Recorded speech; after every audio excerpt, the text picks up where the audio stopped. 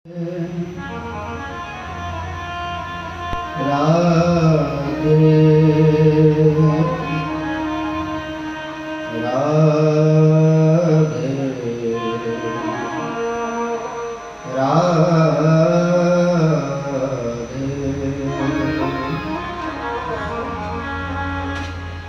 श्री राधे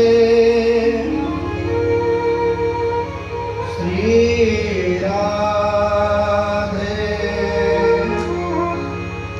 श्री राधे श्री राधे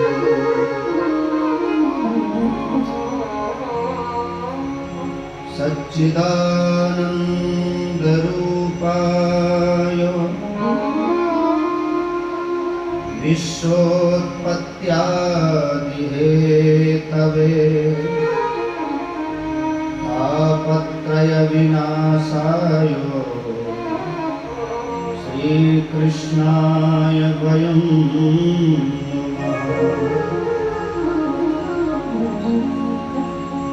सर्गस्थितिनिरोधार्थं कामकाममयो हि यः तं कामं कामकामफलं कामाभावाय कामये।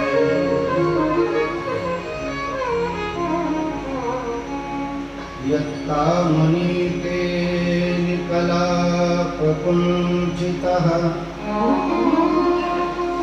कामोऽप्यकामाविमतो बभूवः तन्माननी मानदमानदं सदा श्रीमोहनं मोहनमानतोऽस्म्यहम्। यस्याङ्घ्रिपङ्कजपरागपरप्रभावा भूत्वा कृतिमतां सतिमाचरामि तं सद्गुरुं सततसर्वसुखं सदप्रियं वन्दे सदा विमलबोधघनं विचित्रम्।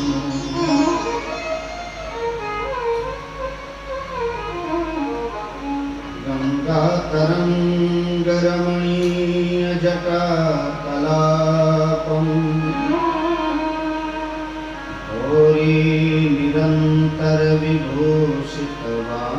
घोरीनिरन्तरविभूषितवामभागं नारायणप्रियमना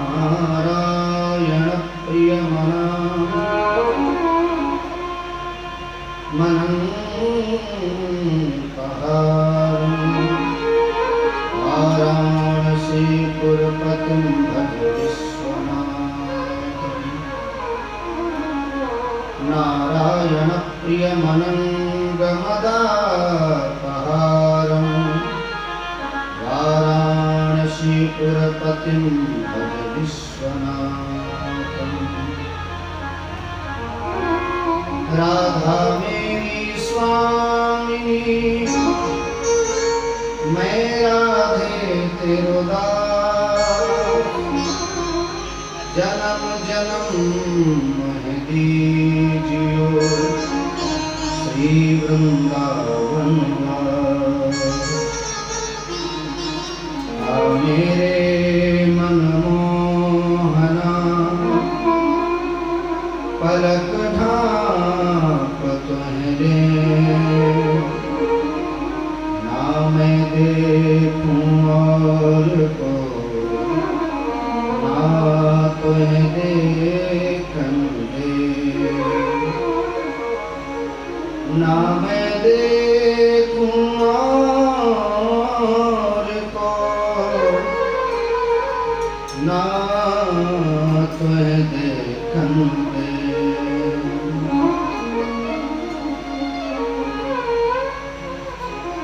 बोलिए वृंदावन वाके बिहारी लाल की जय।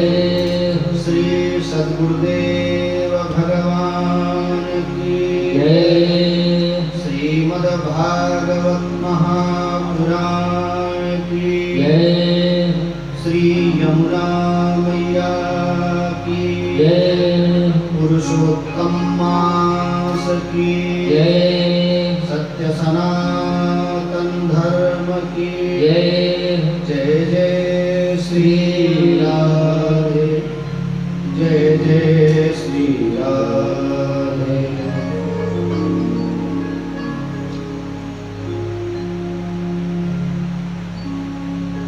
परम आनंद कंद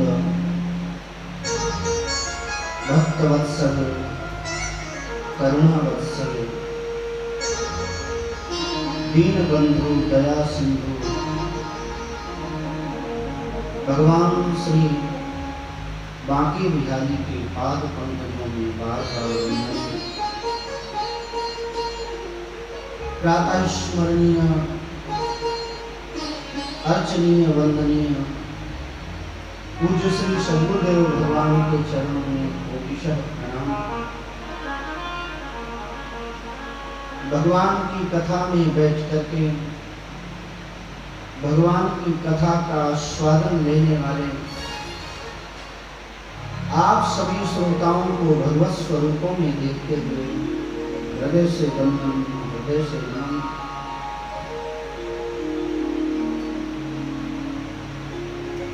माता कांता रानी शर्मा एवं स्वर्गीय श्री श्रवण कुमार शर्मा जी की याद में प्रत्येक वर्ष की भांति इस बार भी हम कथा का आनंद ले रहे हैं। आज कथा का चतुर्थ दिवस। इस कथा के आयोजक समस्त शर्मा परिवार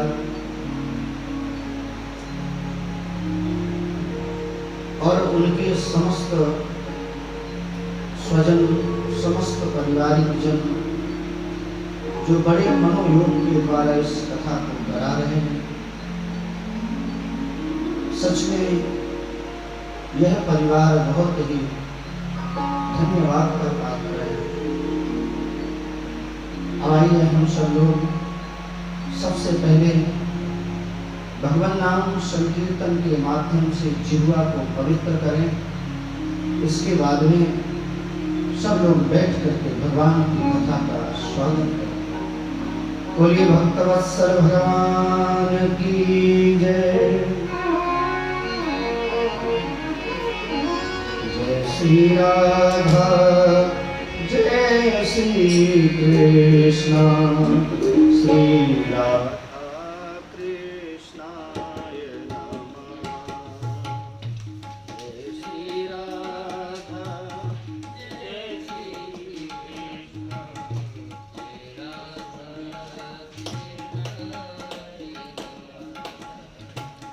जय श्री राधा, जय श्री कृष्ण, श्री राधा कृष्णाय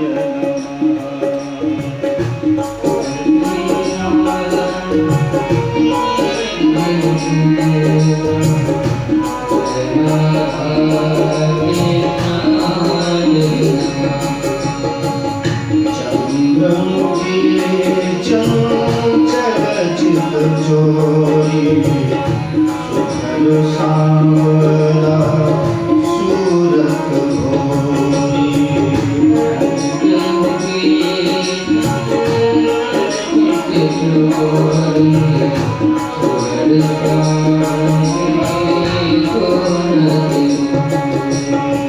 श्यामा श्याम एक सी जोड़ी, श्री राधा कृष्णाय नमः।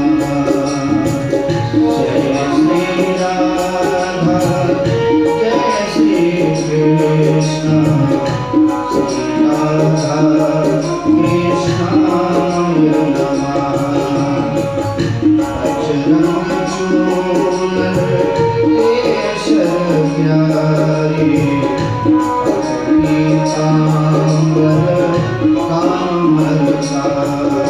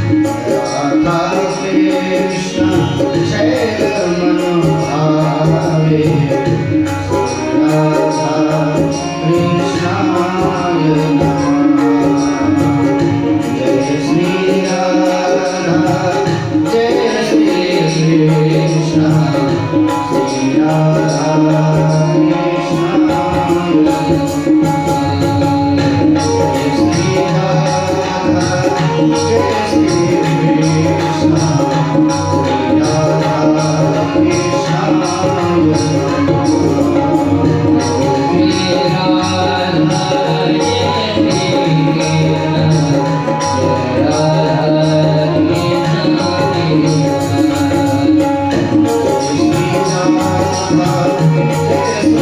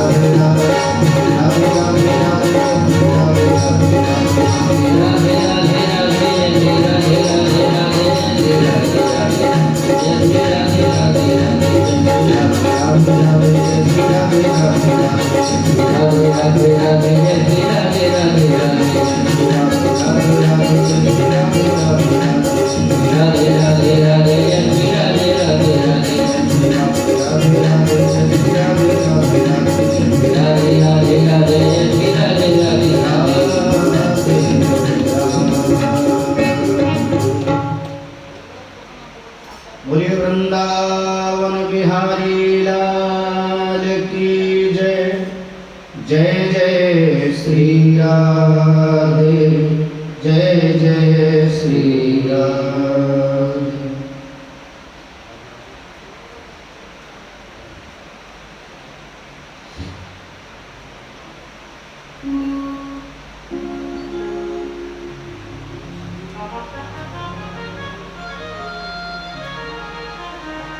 कल के प्रसंग में आपने सुना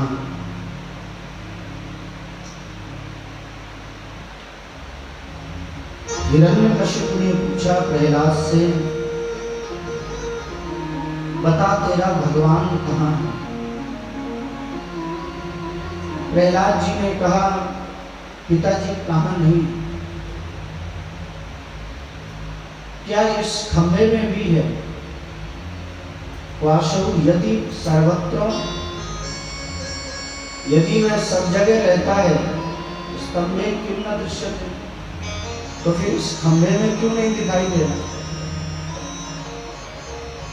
प्रहलाद जी ने कहा, पिताजी इस खंभे में भी रहता है भगवान में। अब यहाँ पे एक बात बहुत ही ध्यान देने की,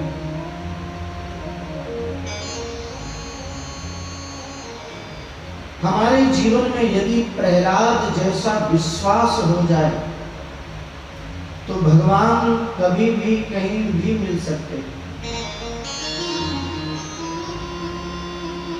तन्मागत सूर घनेर फिरे, ऐ पद सूर सुस्वाद कहाँ है? करताल मजीर बजावती है, मीरा मतवाली सी चाल कहाँ है? श्री राम कथा कितनों ने लिखी, श्री राम कथा कितनों ने लिखी, तुलसी सरसी मरजाद कहाँ है? नरसिंह बसे प्रति खंभन में, पर काढ़वे को प्रहलाद कहाँ है?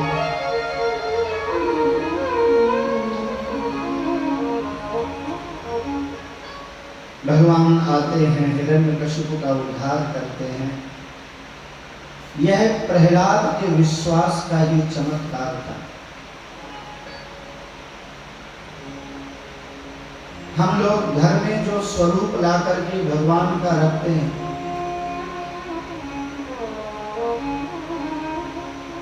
यदि समय से ठीक ठीक मिलता गया तो विश्वास बना रहता है, बोलो जय श्री कृष्ण। और जब भी कोई काम बिगड़ा या समय से नहीं मिला तो सबसे पहले भगवान से ही नाराज होते हैं, बोलो जय श्री कृष्ण। क्यों शर्मा जी, सही बात है क्यों?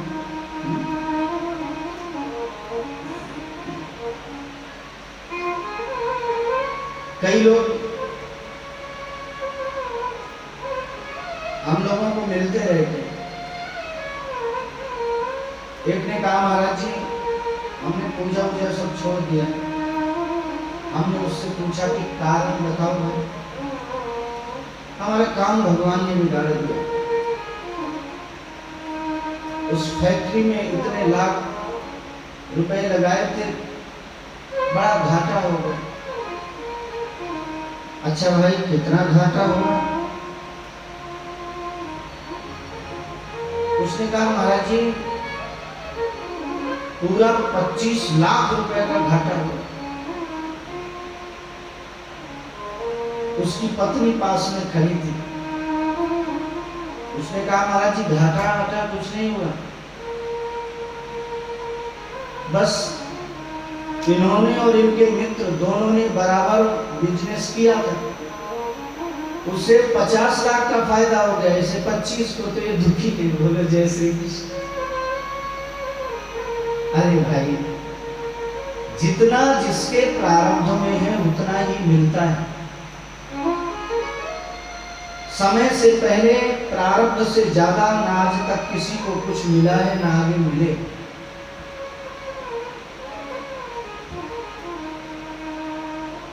प्रहलाद को भगवान ने हृदय से लगाया, बड़े प्रेम से गोद में बैठाला। प्रहलाद से ठाकुर जी ने कहा बेटा कुछ कहना चाहते हो? प्रहलाद ने बहुत सुंदर स्तुति की है।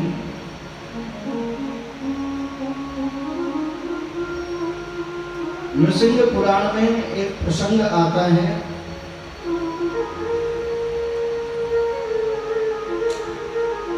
जब क्रोध भगवान का शांत नहीं हुआ तो सारे देवता लक्ष्मी जी के पास में गए। लक्ष्मी जी से बोले कि चलो मैया शायद आपसे शांत हो जाए। पति का क्रोध किसी से शांत नहीं होता तो फिर पत्नी से तो हो ही जाता है। तो वो जय श्री कृष्ण। कहीं से भी आएगा, थोड़ी देर बरस जाएगा और फिर शांत हो जाएगा।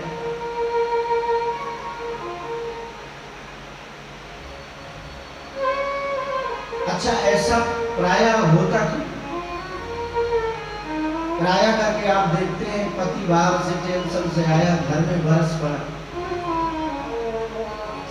कारण क्या है? उसको मालूम है कोई सुने या न सुने पर मेरी पत्नी तो सुनेगी। बोले जैसे अधिकार होता है।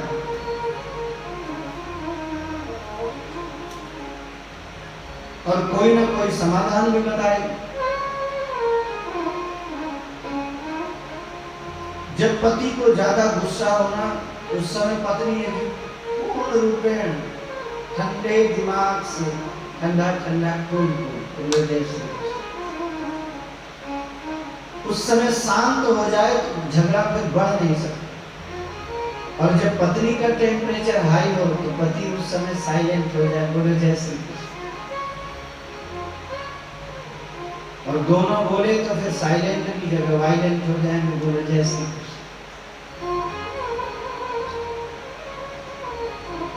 लक्ष्मी जी के पास में पहुंचे। लक्ष्मी जी ने सुंदर श्रृंगार किया है, यहाँ भी इशारा किया है। साक्षात् श्री प्रेषिता देवैर् दृष्ट्वा तं महदद्भुतम् अदृष्टा श्रुतपूर्वत्वात्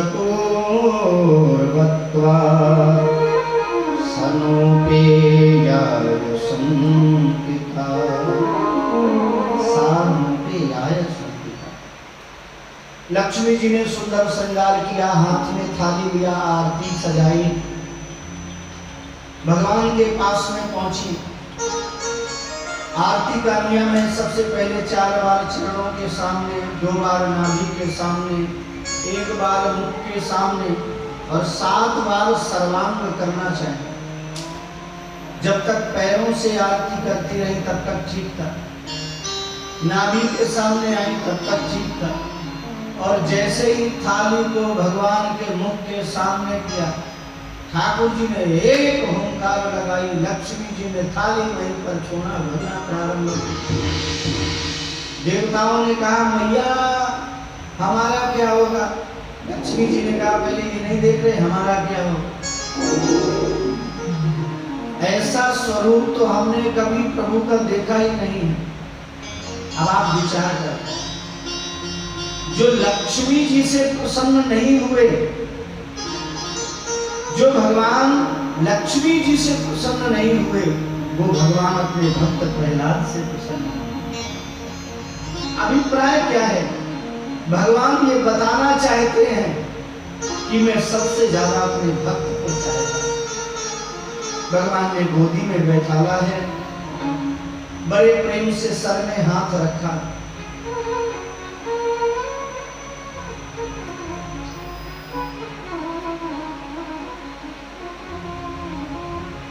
प्रबल प्रेम के पाले पर कर प्रभु को नियम बदलते देखा। प्रभु को नियम बदलते देखा। प्रभु को नियम बदलते देखा। प्रभु को नियम बदलते देखा। अपना मान गले कर जाए पर, अपना मान गले कर जाए पर, भक्त का मान न करते देखा। भक्त का मान न करते देखा। प्रभु को नियम बदलते देखा। प्रभु को नियम बदलते देखा।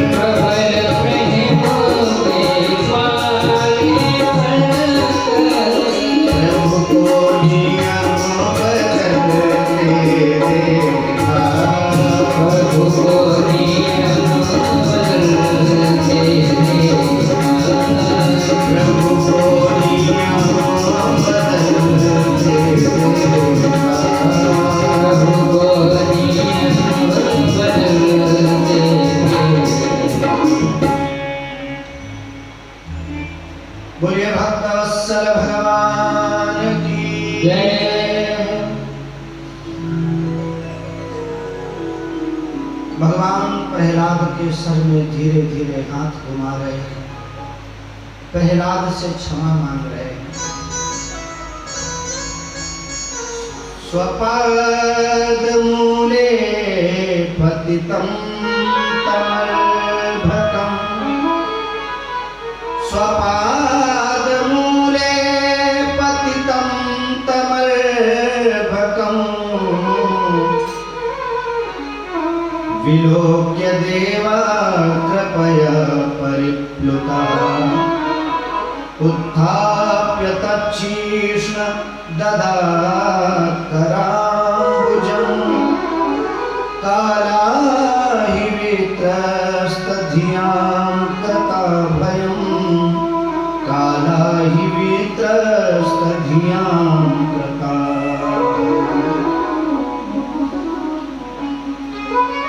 भगवान क्षमा मांगते हैं, बेटा मुझे आने में देरी हो गई, आप मुझे क्षमा कर दो। अच्छा सोचो आप कभी ध्यान से, ऐसा कोई संसार में भगवान के अलावा कोई दूसरा है जो आपसे बार बार खड़े होकर के क्षमा मांगे? ये तो हमारे ठाकुर। और ऐसा भगवान कहाँ मिलेगा जैसा हम सनातनियों का? भगवान हाथ जोड़ करके प्रहलाद के सामने कर, बेटा मैंने आने में थोड़ा देरी कर दी, मुझे क्षमा कर।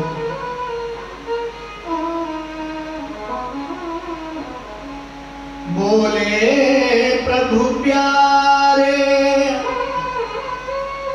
प्रिय को मलतिहारे अंग, असुर ने मारे मम नाम एक लाए,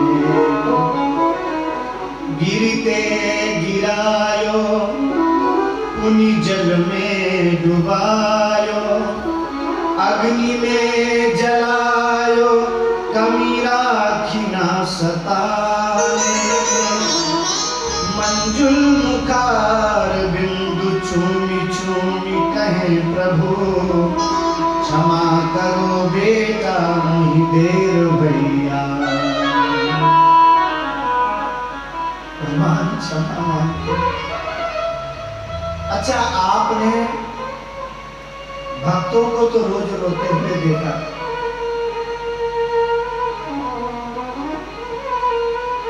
सुविधाएं नहीं मिली रो पड़े, सम्मान नहीं मिला रो पड़े, घर वालों ने हमारी नहीं सुनी रो पड़े।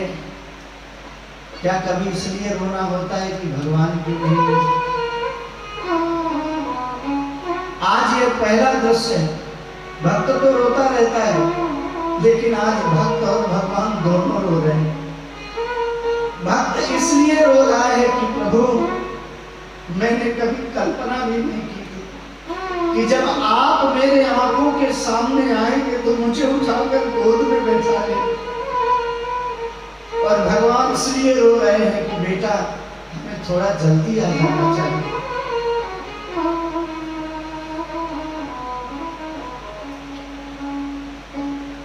भगवान ने कहा बेटा कुछ मांगना हो तो मांगो।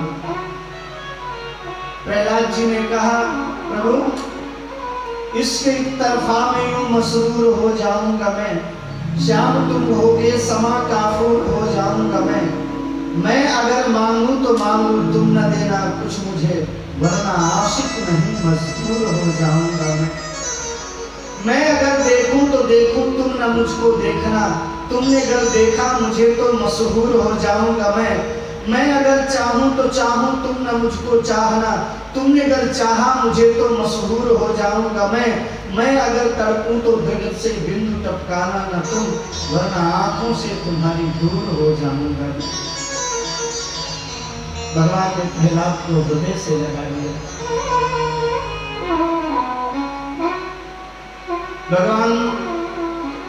भगवान से प्रहलाद जी कहते हैं प्रभु ब्रह्मादयः सुरगणा मुनयोऽथ सिद्धाः सत्त्वैकतानमतयो वचसां प्रवाहै नाराधितुं कुरु गुणैरधुनापि पिप्रुः किं तोष्टुमर्हति समे हरिरोग्रजा।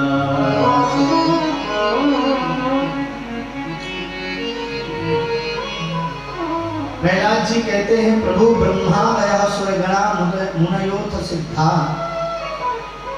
ब्रह्मा जी सिद्धों के साथ में, गणों के साथ में, मुनियों के साथ में आपकी स्तुति करते हैं। और ऐसा ही नहीं, सत्त्वैकतान मतयो वचसां प्रवाहै, सत्व गुण को आवृत करके वाणी के प्रवाह से आपको प्रसन्न करना चाहते हैं, लेकिन प्रभु कभी कभी आप उन पर भी प्रसन्न नहीं होते। गजराज कौन से विद्यालय में पढ़ने के लिए गया था, जैसे ही उसने आपको पुकारा आप दौड़े दौड़े चले आए। मुझे लगता है प्रभु जब आप उस गजराज पर कृपा कर सकते हैं तो क्या प्रहलाद पर कृपा नहीं कर सकते? भगवान ने कहा, बेटा फिर भी मैं कह रहा हूं कि कुछ मांग।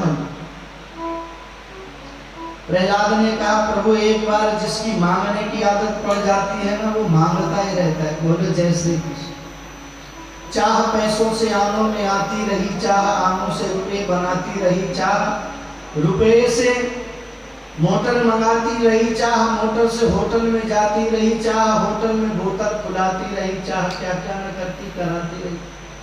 चाह पाली जिन्होंने वो पीले हुए, चाह छोड़ी जिन्होंने रसीले हुए, चाह जी से लगी जी जरा हो गया, चाह हर से लगी जी हरा हो गया।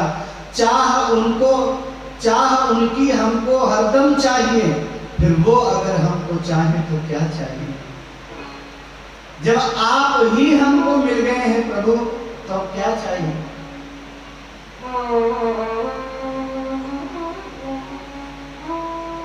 मामां प्रलोभयोत्पत्त्यासक्तं कामेषु तैर्वरेहि।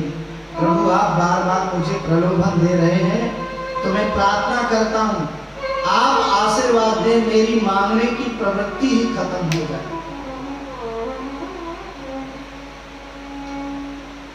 किसी को सताओगे तो आह निकल आएगी, किसी अच्छे काम को कर दो तो वाह निकल आएगी। मंजिल की तलाश है तो इधर चल दो, एक न एक दिन राह निकल आएगी।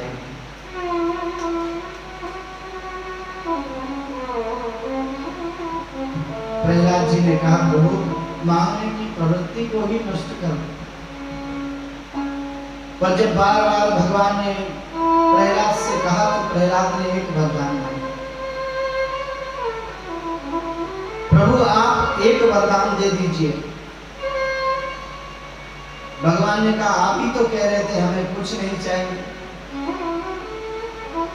प्रहलाद जी ने कहा, प्रभु बार बार भगवान कह रहे हैं कि कुछ मांग लो, अब उनकी वाणी को मैं मिथ्या कैसे करूं? इसलिए मांगा भी तो क्या मांगा? तस्मात् पिता में पूये तो दुरंता दुस्तरा दघा,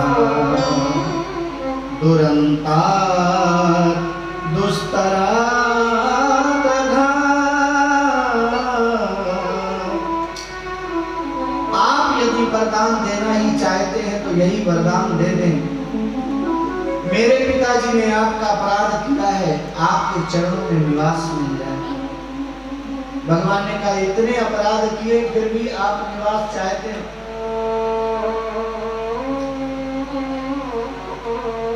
आखिरकार वो हमारे पिता हैं, कैसे भी भगवान प्रसन्न हुए हैं। भगवान कहते हैं, प्रहलाद ही सप्तभी पिता पूता पितृभि साते नघ, यह साधो से गृह जातो भगवान वही कुल पावन। तुम्हारे जैसा भक्त जिसके कुल में जन्म ले लेता है, उसकी एक दो नहीं पूरी 21 पीढ़ियां तर जाती। भगवान ने हृदय से लगाया है। और सच में ठाकुर तो हमारे बड़े ही दयालु हैं। तभी तो हमारे परम पूज्य प्रातः स्मरणीय श्री बिंदु जी महाराज गाते हैं,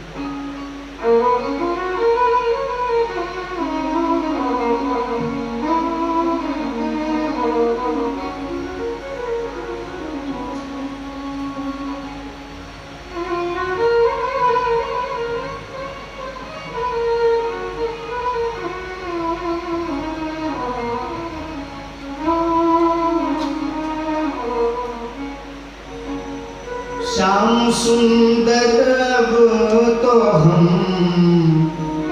आशिक तुम्हारे बन गए।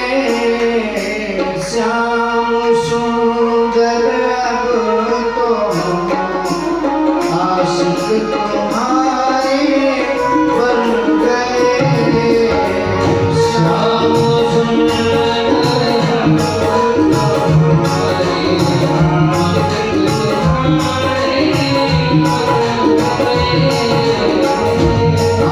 तुम्हारे बन गए।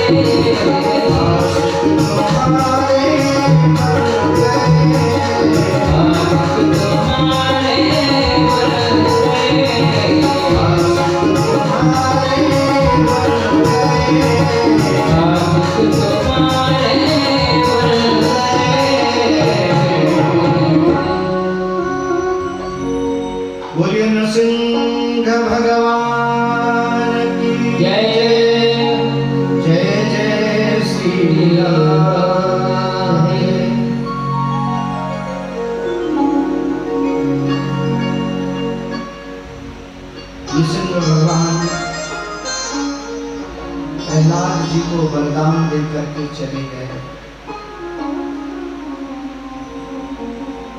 इधर ये भी वर्णन है, इस प्रकार से मैं दानव ये त्रिपुर का संहार भगवान ने कराया था। मानव धर्म, वर्ण धर्म और स्त्री धर्म का भी निरूपण किया गया है।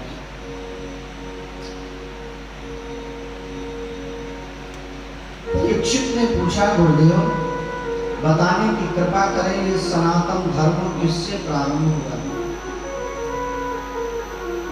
सुखदेव गुरुदेव ने कहा, राजन श्रुत्वे हितम साधु सभा सभाजितम महत्तमाग्रण्य गुरुक्रमात्मनः। जिस प्रकार से सभा के बीच में युधिष्ठिर ने नारद जी से पूछा था, हम वही आपको सुनाते हैं। युधिष्ठिर ने नारद जी से यही प्रश्न पूछा, सनातन धर्म किससे प्रारंभ हुआ है? इधर नारद जी कहते हैं, राजन नत्वा भगवते जायो लोकानां धर्महेतवे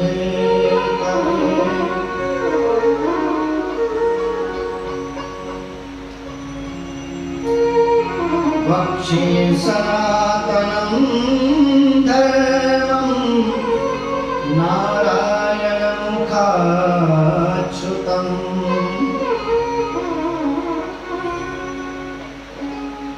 जैसा मैंने नारायण भगवान के मुख से सुना है वही आपको सुना रहे हैं। अब देखो, हमारी ऋषि परंपरा थी। आज का समय कैसा है, एक अक्षर जान लेते हैं तो सबकी परीक्षा करते घूमते और कहते हैं, महाराज ये हमने लिखा, ये हमने बनाया। पर हमारी अनादि परंपरा कैसी थी? नारद जी कहते हैं, जैसा मैंने नारायण भगवान के मुख से सुना है वही आपको सुना रहा हूं। राजन, आपने पूछा नारायण, आपने पूछा सनातन धर्म के आदि प्रवर्तक कौन है? सनातन धर्म के आदि प्रवर्तक भगवान नारायण। जब भगवान का ही आदि अंत नहीं है तो सनातन हिंदू धर्म का आदि अंत कैसे हो सकता है? दुनिया में जितने भी पंथ बने हैं, धर्म नहीं, वो धर्म नहीं। दुनिया में जितने पंथ हैं वह सब मानव के द्वारा चलाए गए हैं, पर यह जो सनातन धर्म है यह मानव के द्वारा नहीं, भगवान के द्वारा चलाया गया। इसलिए किसी को बने हुए 1400 वर्ष हुए, किसी को 2000 वर्ष हुए। अब प्रश्न होता है कि जब 2000 वर्ष हुए, 1400 वर्ष हुए, तो उसके पहले क्या था? प्रत्येक देश में सनातन धर्म के आज भी कोई ना कोई अवशेष निकल रहे हैं वर्तमान में।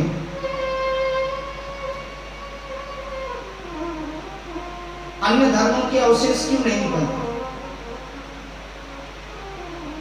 जितने भी प्राचीन अवशेष पाए जा रहे हैं वह अन्य धर्म के क्यों नहीं है?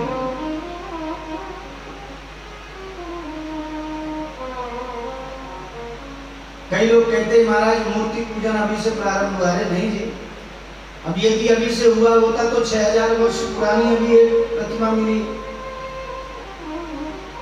एक 10,000 वर्ष पुरानी प्रतिमा मिली। पेपर तो सब पढ़ते रहते हैं, मीडिया भी आजकल सब कुछ परोसता रहता है।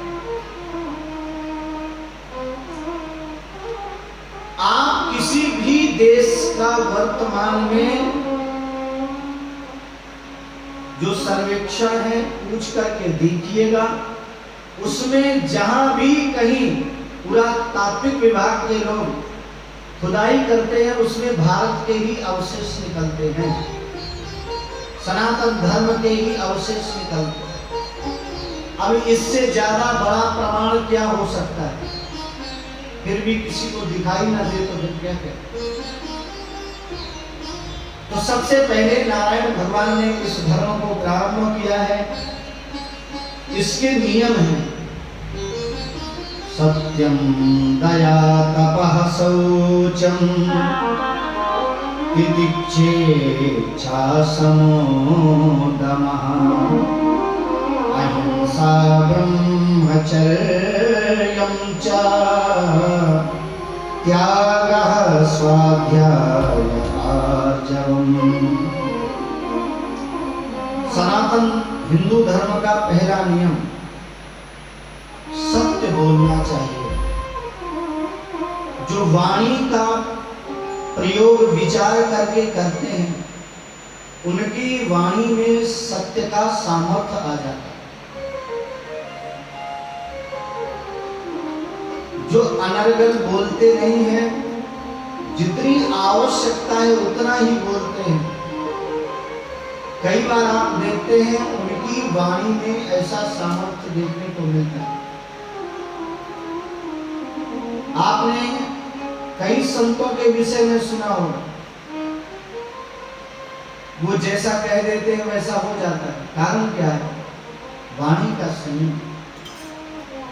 जब वाणी में संयम होता है तो जिह्वा में सरस्वती का निवास हो जाता है। तो हमेशा सत्य बोलना चाहिए, जीवों पर दया करना चाहिए। भगवत प्राप्ति के लिए जीवन में तपस्या जरूर होना चाहिए। तपः शौचम तितिक्षेच्छा समोदमः। जीवन में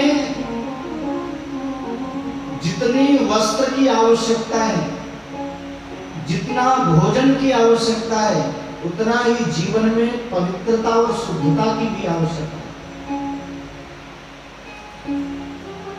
कई लोग कहते थे कि महाराज जी ब्राह्मणों ने पूरे समाज में छुआछूत का वातावरण बना दिया, आज वही दुख दे रहा है। अरे नहीं जी, ये किसी ब्राह्मण में हिम्मत ही नहीं। सनातन धर्म में पहले से ही ये नियम बनाया गया कि थोड़ा दूरी बना करके रखो। उसका प्रयोग हमें लगता है ठाकुर जी ने 2020 में दिखाया है। बोलो जय श्री कृष्ण। ब्राह्मणों को दोष देते थे। कोरोना काल में सब लोग 6-6 फुट की दूरी बनाए हुए हैं कि नहीं? अब बताओ किस ब्राह्मण ने किया है? इसलिए नहीं वो दूरी बना करके रहते थे कि कोई आपको अछूता बनाना चाहता। हम लोगों ने उसे गलत समझ लिया, बल्कि दूरी इसलिए थी कभी कभी हमारे शरीर के जो बैक्टीरिया हैं वो दूसरे को प्रभावित कर जाते हैं, तो हमारी वजह से वो ना बीमार हो जाए। और पहले भी महामारी कितनी बार आई है, 6 रोग आया था, टीबी जैसा भयानक, उसमें भी लोग दूरी बना के रहते थे। तो यह शरीर की सावधानी के लिए बनाया गया है, ना कि किसी की उपेक्षा करने के लिए, ना कि किसी को गिराने के लिए। अब आज सब लोग दूरी बनाए हुए हैं कि नहीं? और पास में कोई आता भी है ना तो कहते हैं भैया पहले मास्क लगाए लो। बोलो जय श्री कृष्ण।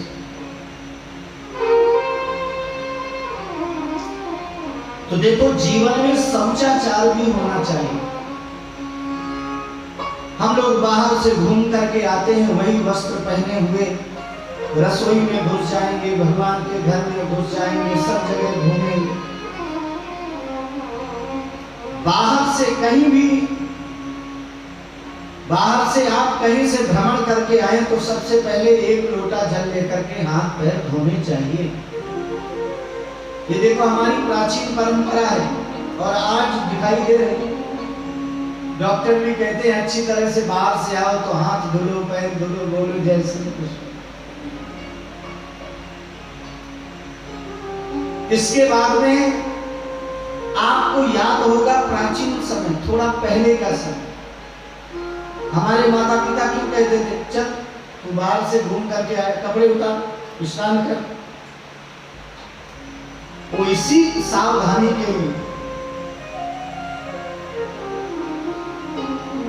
कहीं किसी बीमार व्यक्ति से छू गया होगा, बैक्टीरिया लगे होंगे तो पूरे घर को दे देगा, इसलिए कपड़े उतारो, स्नान करो। देखो, जिस सनातन धर्म के नियम से हम हटते जा रहे थे, उसने आपको चलने पर मजबूर कर दिया।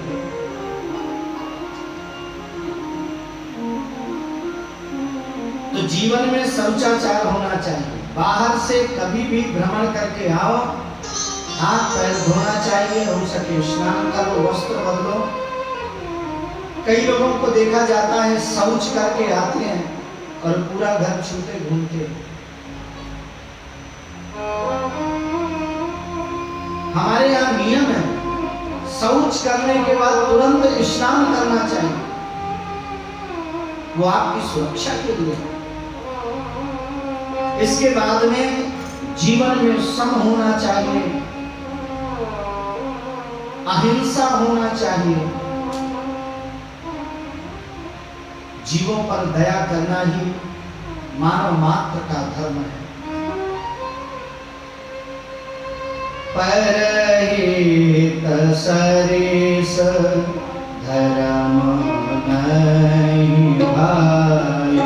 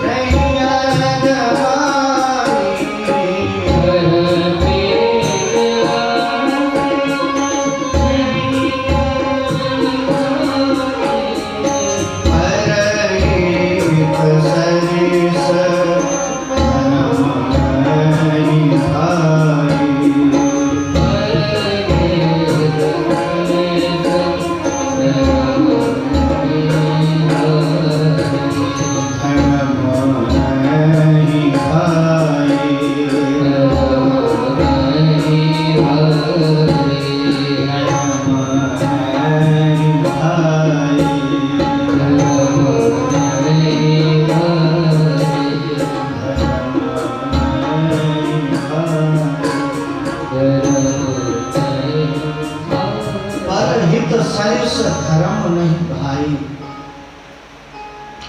परोपकाराय पुण्याय पापाय परपीडनम।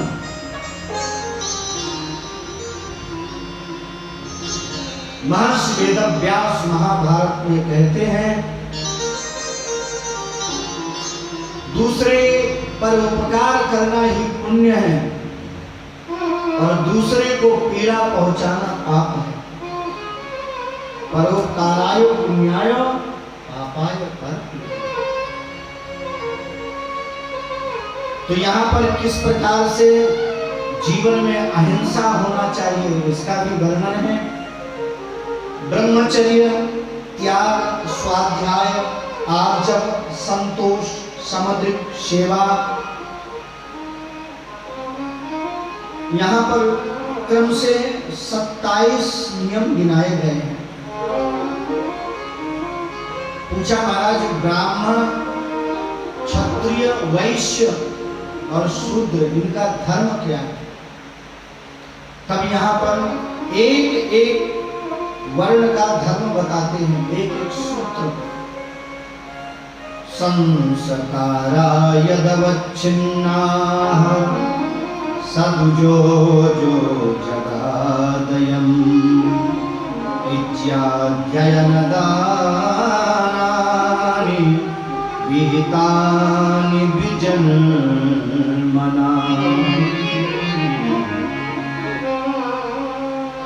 यहाँ पर ब्राह्मण के 6 कर्म बताए गए हैं। दान लेना, दान देना, अध्ययन करना, अध्ययन करवाना, विद्याध्ययन दानादि वेदानि द्विजन्मना। यज्ञ करना और यज्ञ कराना भी ब्राह्मणों का ही कर्तव्य है। जहां जिस क्षेत्र में यज्ञ ना हो रही हो, कथाएं ना हो रही हो, वहां कराना भी ब्राह्मण का कर्तव्य है। ऐसे आयोजन रखना चाहिए। क्षत्रिय के लिए यहाँ पर बताया गया है राज्यो वृत्ति प्रजा गोप्ता विप्रारवा करादिधि। यहाँ पर 6 नियमों का अच्छी प्रकार से पालन करते हुए, विप्रों की रक्षा करते हुए, यज्ञ की रक्षा करते हुए, प्रजाजनों की रक्षा करते हुए अपने धर्म का पालन क्षत्रिय कर सकता है। वैश्य के लिए बताया गया है वैश्यस्तु वार्ता वृत्तिश्चो नित्यम ब्रह्म कुलानुगा। वैश्य यदि ईमानदारी से अपना व्यवसाय करता है तो यही उसका धर्म। अरे भाई 10 की चीज 12 की तो चलेगी, पर 10 की 20, 20 की 40 होने लगे तो बोलो जय श्री कृष्ण।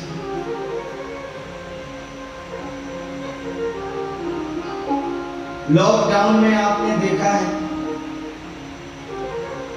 कई लोगों ने 10 की चीज 100 की बेची है, बोले जय श्री कृष्ण। अब इसका नाम क्या मानवता है? यहाँ पे शूद्रस्य द्विज शुश्रूषा वृत्तिश्च स्वामिनो भवे।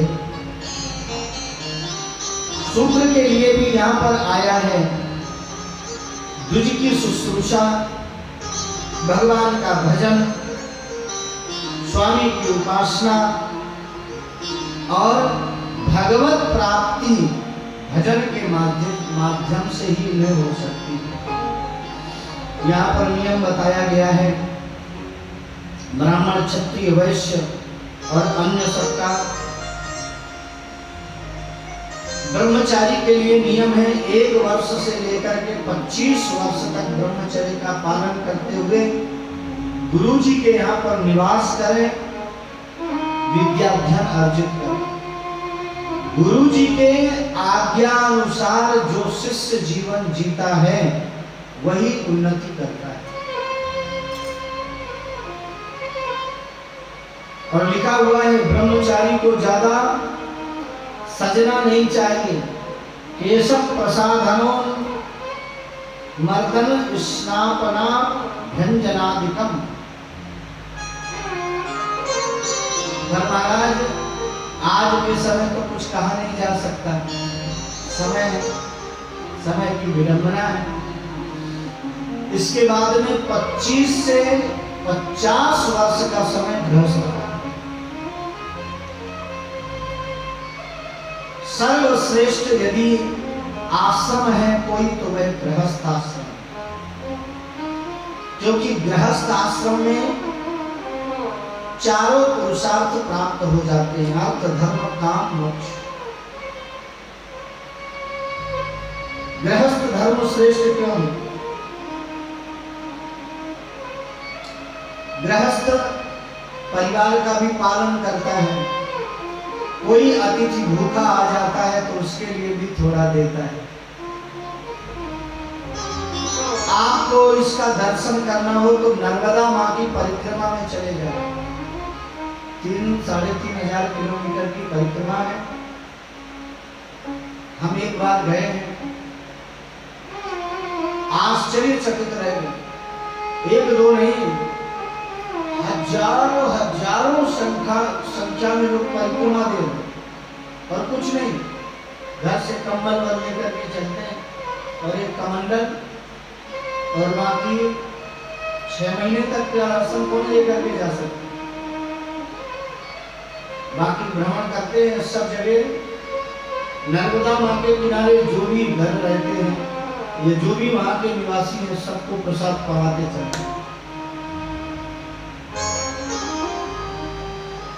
हम आपसे अच्छे वो आदिवासी हैं जो बेचारे सामान्य जीवन जीते हैं, पर फिर भी कोई अतिथि आ जाता है तो उसे बैठा करके भोजन करवाते हैं।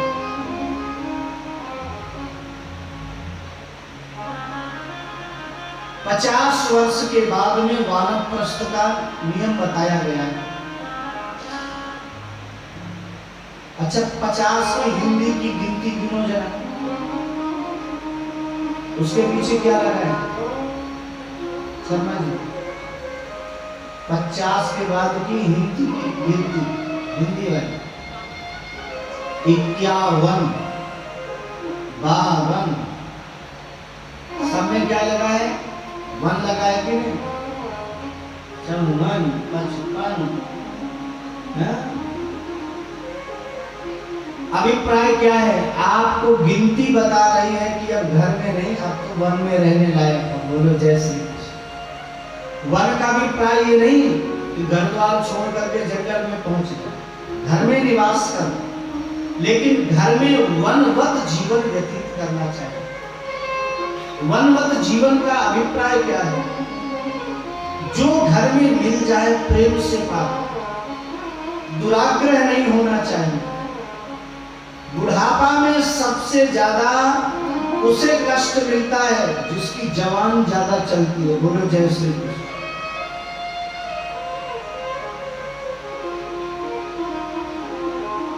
पचास वर्ष के बाद में इस जवान में लगाम लगा देना चाहिए। बोलो जय श्री कृष्ण।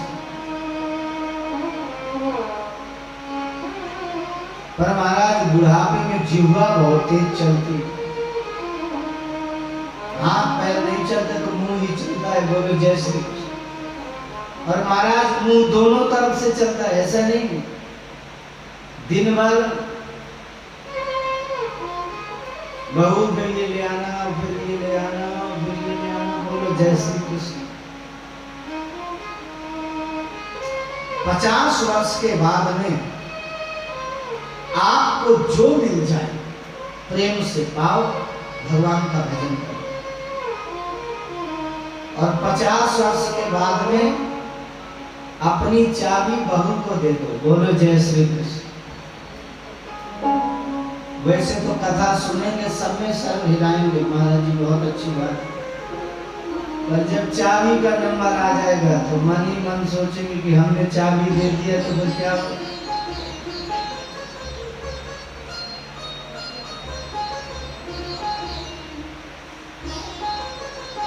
कई लोग कहते हैं अरे महाराज आपको मालूम नहीं हमारी बहू संभाल नहीं पाएगी, हमारा बेटा संभाल नहीं पाएगा। अरे भाई उसका जीवन है, आपने ठेका ले रखा है।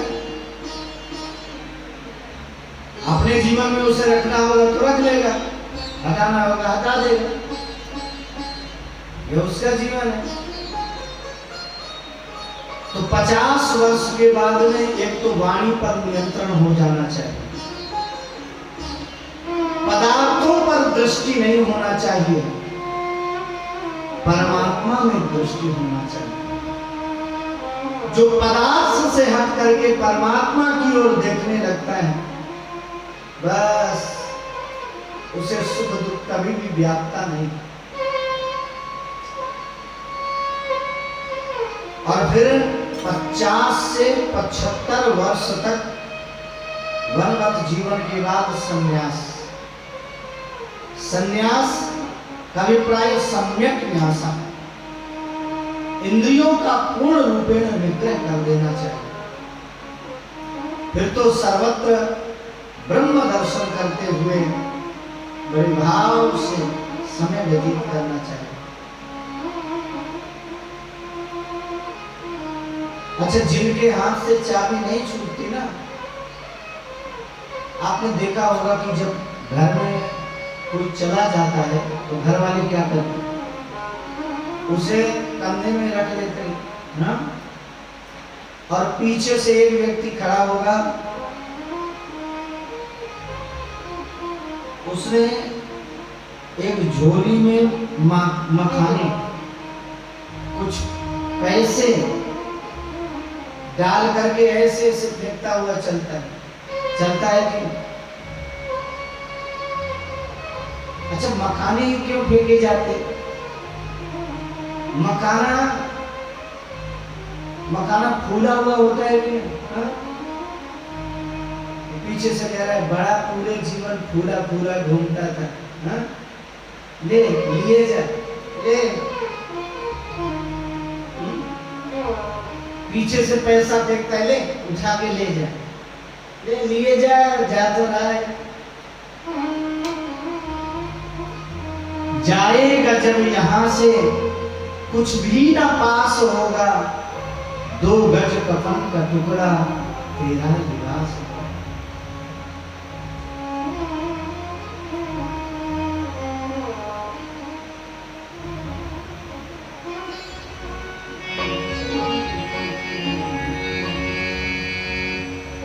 जाएगा जब यहाँ से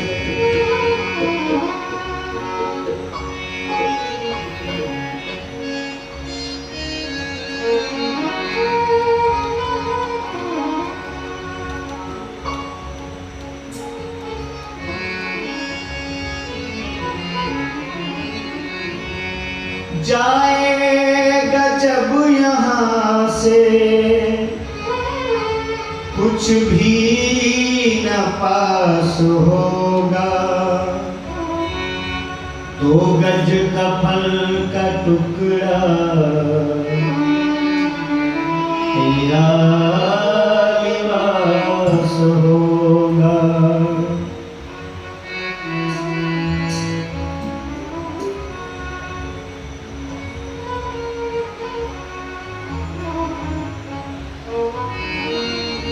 बोलिए भक्तवत्सल भगवान की जय।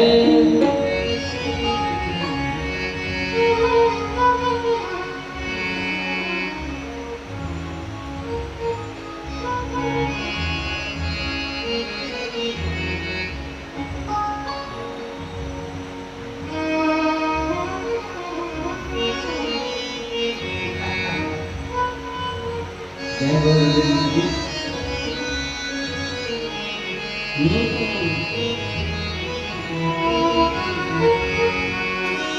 जाएगा जब यहाँ से कुछ भी न पास होगा,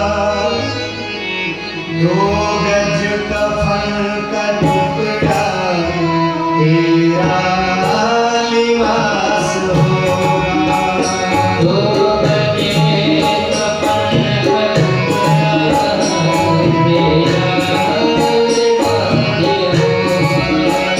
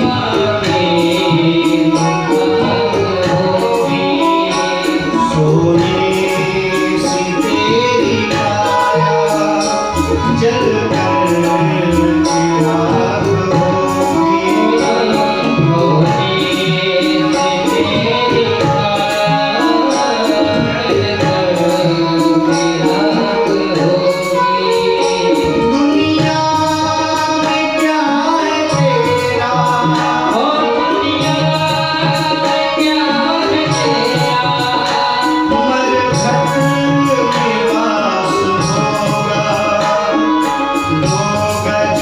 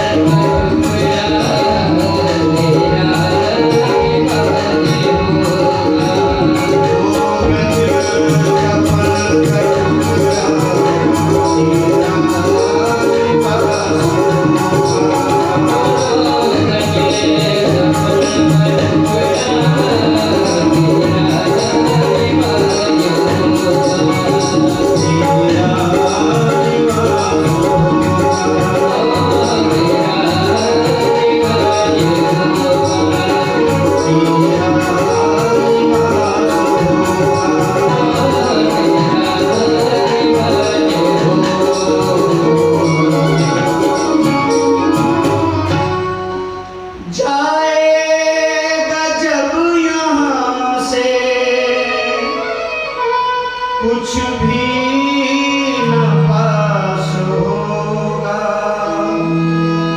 2 गज कफन का टुकड़ा तेरा लिबास होगा, 2 गज कफन का टुकड़ा तेरा लिबास होगा। बोलिए भक्तवत्सल भगवान की जय जय।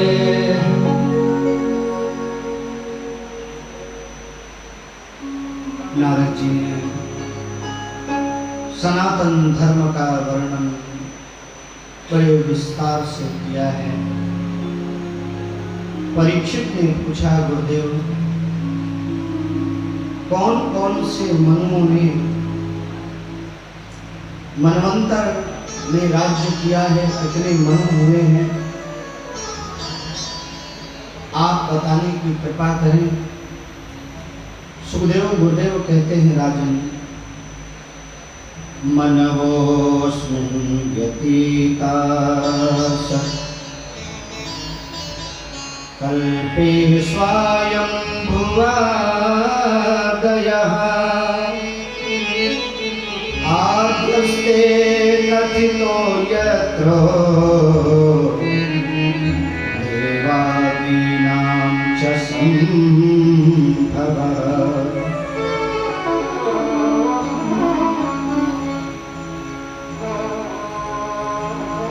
राजन सबसे पहले हुए हैं स्वयंभू मनु। इनकी पत्नी का नाम शत्रुपा था। और दूसरे हुए हैं स्वारोचिषो दुखीयस्तु मनोरग्रे सुतो भवत्। दूसरे स्वारोचिष नाम के मनु हुए हैं। तीसरे उत्तम नाम के मनु हुए हैं। और चौथे तामस नाम के मनु हुए हैं। तामस मनवंतर में भगवान ने हरि अवतार धारण किया है। ग्राह का उद्धार किया, ब्रज की रक्षा की। पूछा महाराज, बादरायण एतत्ते श्रोतुमिच्छामहे वयम् हरिर्यथा गजपतिम् ग्राहग्रस्त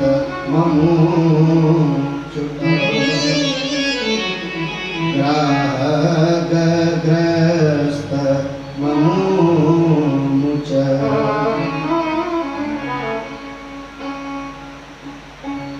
भगवान किस प्रकार से हरि बने हैं, आप सुनाने की कृपा करें।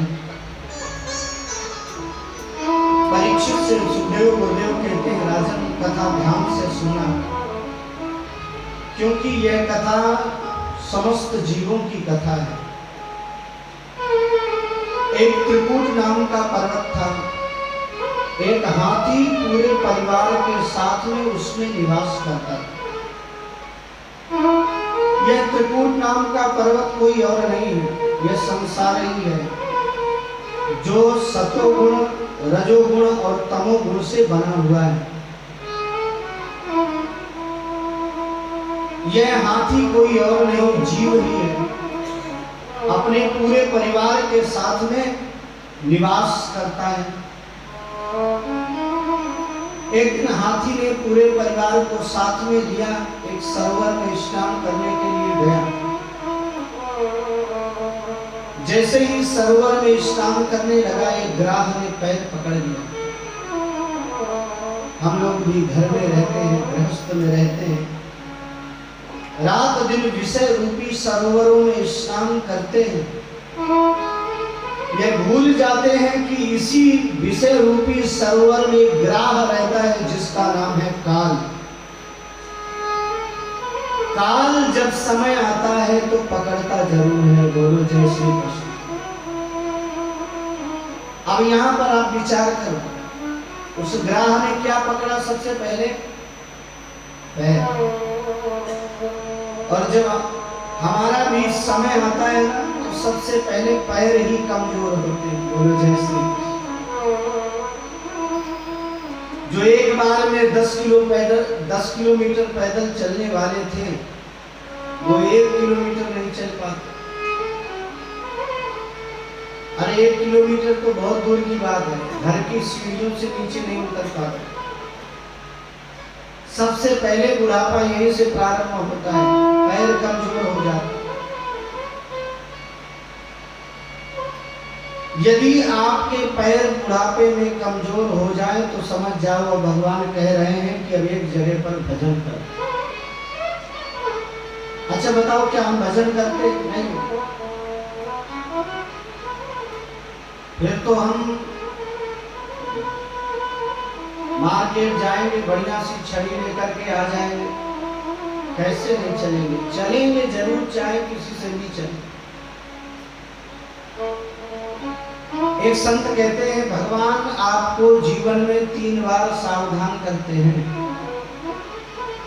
पहली बार सावधान करेंगे तो पैर कमजोर हो जाएंगे। दूसरी बार सावधान करेंगे तो सारे मुख के दांत बाहर आ जाएंगे। बोलो जय श्री कृष्ण। देखो भगवान का नियम बहुत अच्छा है। आप देखते हैं जब बच्चा जन्म लेता है छोटा सा, तब उसके दांत नहीं होते, उसको दांत की आवश्यकता नहीं। भगवान कहते हैं तू दांत लेकर करेगा क्या? अभी तो तू ऐसे इस समय व्यतीत कर।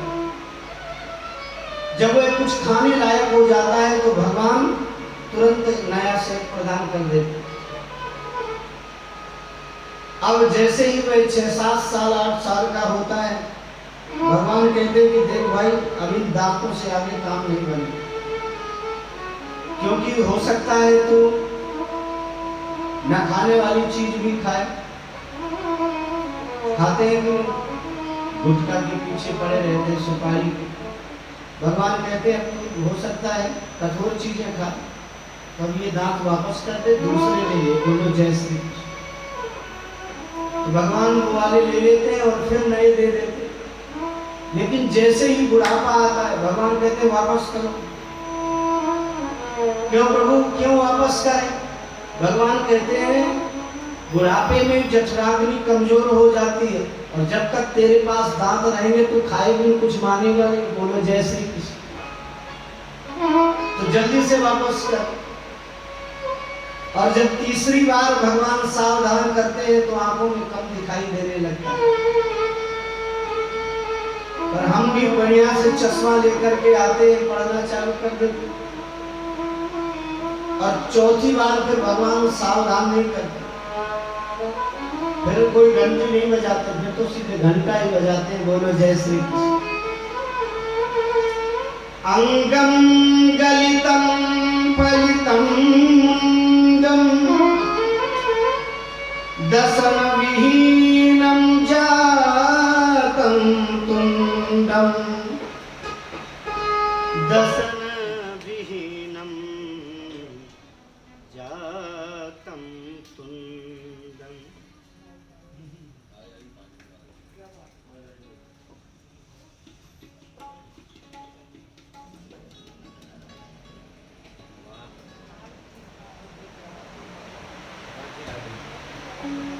अंगम गलितम फलितम मुंडम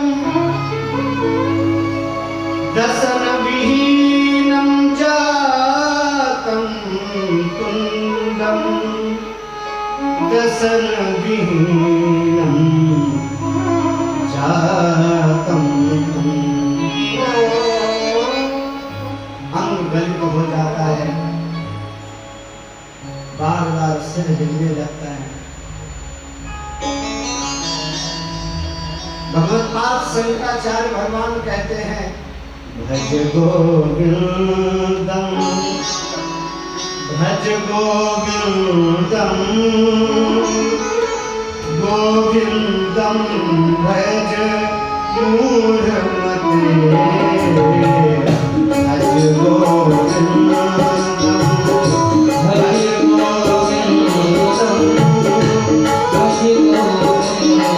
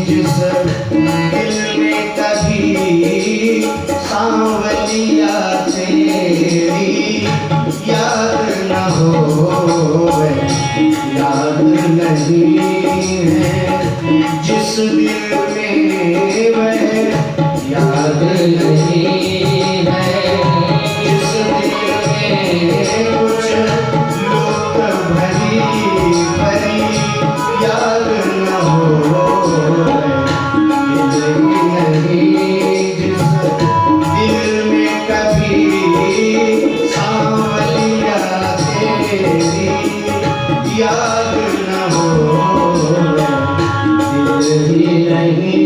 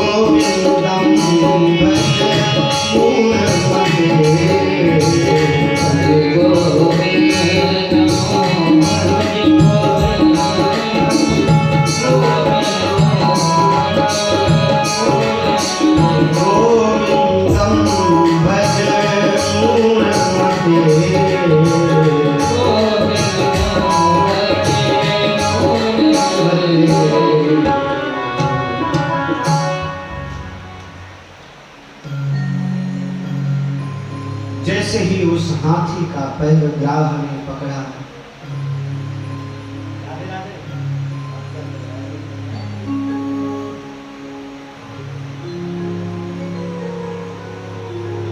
हाथी धीरे धीरे जल में डूबने लगा।